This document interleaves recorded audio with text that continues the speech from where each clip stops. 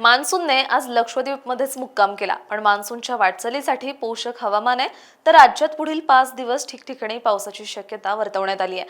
तर काही ठिकाणी उष्णतेच्या लाटेचाही इशारा देण्यात आलाय. मान्सूनची आज वाटचाल झाली नाही. मान्सूनने काल लक्षद्वीपपर्यंत मजल मारली होती. मान्सूनच्या वाटचालीसाठी पोषक हवामान आहे, त्यामुळे पुढील 2 दिवसात मान्सून नैऋत्य आणि आग्नेय अरबी समुद्राचा आणखी काही भाग, लक्षद्वीपचा काही भाग, आग्नेय आणि मध्य पूर्व बंगालच्या उपसागराचा काही भाग तसंच नैऋत्य बंगालच्या उपसागराचा संपूर्ण भाग व्यापण्याची शक्यता आहे, असा अंदाज हवामान विभागाने दिलाय. राज्यात पावसाला पोषक वातावरण आहे.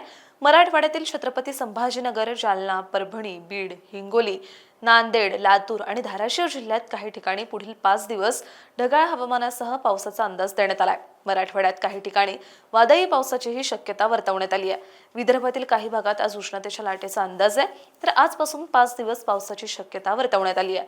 विदर्भातील अकोला जिल्ह्यात 5 दिवस वादळी पावसाची शक्यता आहे.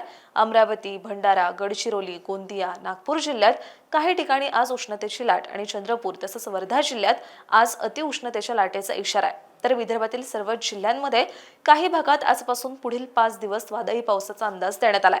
मध्य महाराष्ट्रातील सोलापूर, सांगली, सातारा, कोल्हापूर, पुणे, अहिल्यानगर, नाशिक, जळगाव, नंदुरबार, धुळे तसंच कोकणातील सिंधुदुर्ग, रत्नागिरी, रायगड जिल्ह्यात पुढील 5 दिवस ढगाळ वातावरणासह काही भागात वादळी पावसाचाही अंदाज देण्यात आलाय. अशाच हवामान अपडेटसाठी अॅग्रोवनला सबस्क्राईब आणि फॉलो करायला विसरू नका.